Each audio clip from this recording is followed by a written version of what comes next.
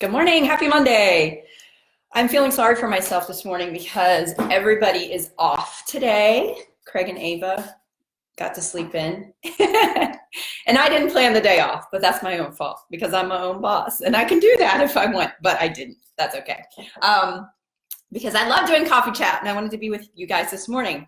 So we're going to talk about food today. Yay. Food is my favorite subject on planet Earth. I love food. And that's why I get into trouble with food because I want to eat all the foods all the time. But we're going to talk a little bit about this because it is our health and wellness week for the Rediscover Me challenge. And I have some tips and tricks that might help you out that I use in my own life. And I had to implement this yesterday because I was like, okay, I'm talking about healthy eating tomorrow. And I am definitely not the poster child for this right now in any way, shape, or form. We had one of those weekends. It was like, so my mom's birthday was on Saturday and we went to a French restaurant and had brunch and it was amazing. There was so many good things on there. And I had dedicated myself like every week. You know how I talk about hitting the reset button all the time. So I decided on Friday, I'm like, I'm going to do better this weekend. Even though we have a lot of stuff going on, I can make good choices. And then I get there and the buffet is like so tempting. And there were so many good things on there. So I did overindulge a little bit on Saturday. But yeah, and I eat tacos on a weekly basis. Not gonna lie, if you watch my stories every Tuesday, our family goes to Taco Tuesday at Rosa's Cafe, which is right down the street. And they have this amazing taco special. And I just cannot give up my tacos on Tuesdays. And I'm not going to. I'm not giving up my tacos. So anyway, I try to do better on the other days of the week. But wintertime can be a challenge for a lot of us, right? I mean, it's like cold weather just makes you want to make those choices for comfort food. And a lot of us are going through that right now where it's a little bit of a struggle. You know, after the first of the year, you might want to hit the reset button and say, I'm going to focus on healthy eating, or I'm going to go on a diet. And then the weather stays cold. So you have little to no motivating factors for doing that. So I'm going to talk today about some things that have worked in my personal life and maybe will work for you too. I, not gonna lie, just started implementing this yesterday. We did our grocery shopping on Sunday this week. I usually try to do it on Saturday, but it was probably a good thing that we waited until Sunday because I was able to step back, plan the trip out, plan the meals for the week, and then do some shopping with a purpose when it comes to food. I talk about doing that all the time with clothes, right? But not so much with food. So I think honestly it's weird, but you can take the same concepts that I teach through GYPO style challenges and apply them to healthy eating and shopping for food. And that's kind of what I do. So step one is you're going to clean out your pantry and your fridge. And I know this is not a fun task. I try to do this on a weekly basis because, just being totally honest, our leftovers collect in the fridge all week long. I want to get better about leftovers, but we're not very good about them. And they need to be cleaned out. And I have to go through the pantry and get rid of anything, you know, that's expired, or like bread or cereal or whatever that has drawn damp is no longer good. So I try to do that first. And that's really step one in my weekly meal planning and shopping trips. So I go through and clean everything out. And this is a good opportunity too, if there's something in there that you know is going to be a temptation to you, that is junk food, or is something that is going to trip you up in your healthy eating, then go ahead and just get rid of it. Because if it's not easily accessible, then you're not going to just reach for it mindlessly and start eating it. I have to do this. I can't have the temptations around. I have to get rid of them and just throw everything away that I know is going to trip me up. So that's step one, is just cleaning everything out. Then step two is to do your meal planning for the week. So there are a few ways that I do this. I like eatingwell.com. If you haven't used them before, they have all different kinds of meal plans in there, no matter what you're trying to do, whether you're trying to count calories for weight loss, or you want to do something like a keto plan, or, you know, like low carb or high protein, or you're on a diabetic diet. They have everything there that you can imagine. So I like to go through there and choose some recipes that look good and are pretty simple. I'm not a complicated recipe person. If it requires more than 10 to 15 minutes of prep, it's off the table. So you have to make it easy.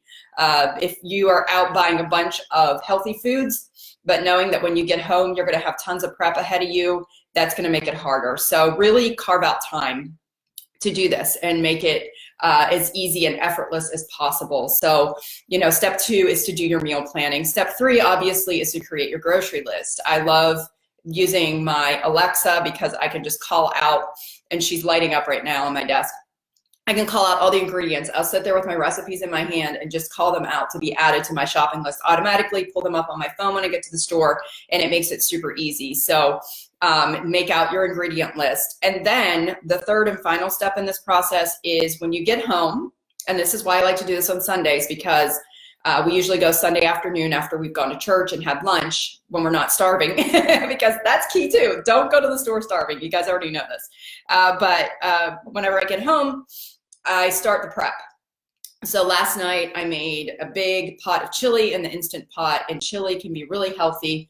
You can make it with ground turkey. You can make it with lean ground beef. I put in tons of good beans like black beans and garbanzo beans and, obviously kidney beans. But we will eat chili leftovers throughout the week. That's one of the things we actually eat our leftovers from. So I made a huge pot of chili. We had it for dinner last night. And while the chili was cooking, I took some vegetables, sweet potatoes, red bell pepper, and red, yellow, and orange bell pepper, onions, and chicken sausage, and I diced it all up into equal sized chunks, tossed it in olive oil, put in a little bit of onion powder and some smoked paprika, and popped it in the oven to make sheet pan meals. So that cooked at 450 for about 30 minutes. And then I separated it out into individual containers, and Craig and I have lunches this week that we can just grab, easy, quick, healthy lunches. So that's another thing that really helps out. If I'm ahead of the game and actually do the meal prepping on Sundays, it's so much easier just to grab the meals out of the fridge. But you really have to find what works well for you, what's going to work in your system. And I know I have a picky kid. Ava hates everything except Whataburger and Jersey Mike's. So that makes it really difficult for me to cook at home. I hate this. I have to try to get inventive, but she'll eat things like meatloaf and pork chops. And there are a few things that I cook at home that she will actually eat. So I have to really take that into account too, in ways that we can modify the meals so that there's something there that's healthy for her too. So, I totally get that it's difficult to get the whole family on board when you're doing something like this. Fortunately, Craig isn't too picky, and if I say, hey, we're going to clean up our meals this week, or we're going to eat a little bit healthier, he's A-okay with that. So that does make it easier, but I do understand that you could have a spouse or kids that maybe don't want to come along on the healthy meal train with you.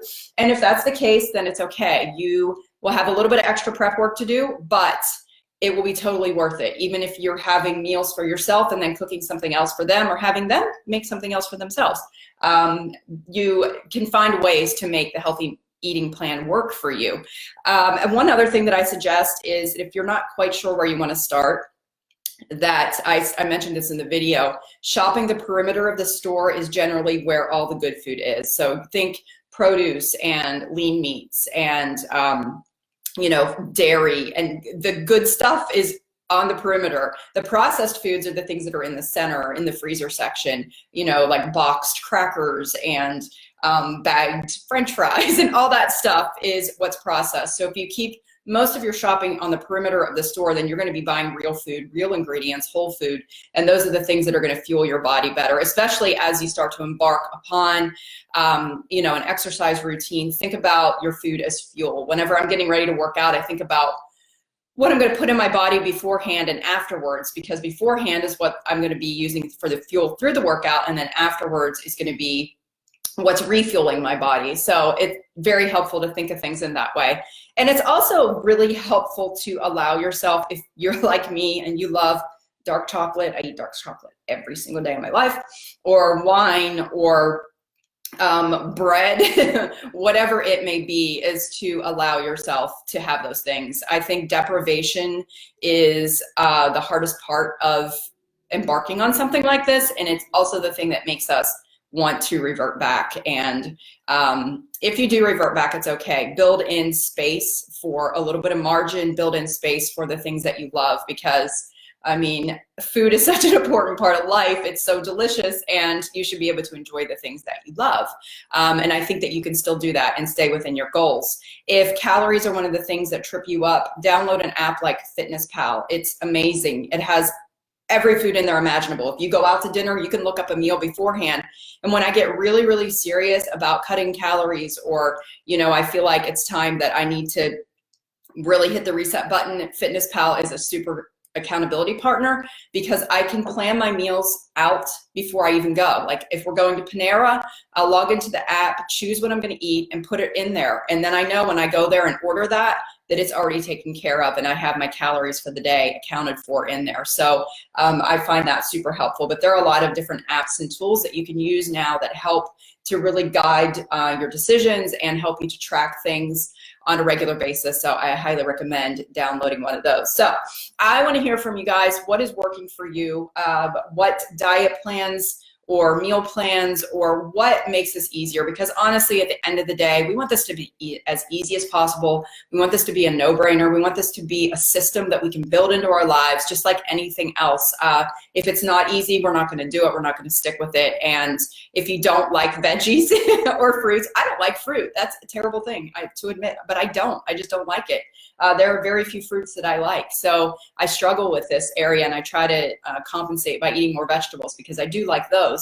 But what are some ways that you are able to implement healthy eating and stick with it? Honestly, I think sticking with it is the hardest part. So do share those with our community, share them in our private Facebook group. I would love to hear your ideas and suggestions. And tomorrow we're going to be back with our day 18 discussion and continuing our healthy living week. And I would love to hear how the baby steps are working out for you. Is this a good way to implement things by just kind of layering in a step each day? And is it helping you to feel a little less overwhelmed? Do let me know. So thanks for tuning in on this Monday. I hope you guys are having an awesome day. And if you have a day off, enjoy. I will see you back here tomorrow morning. Bye.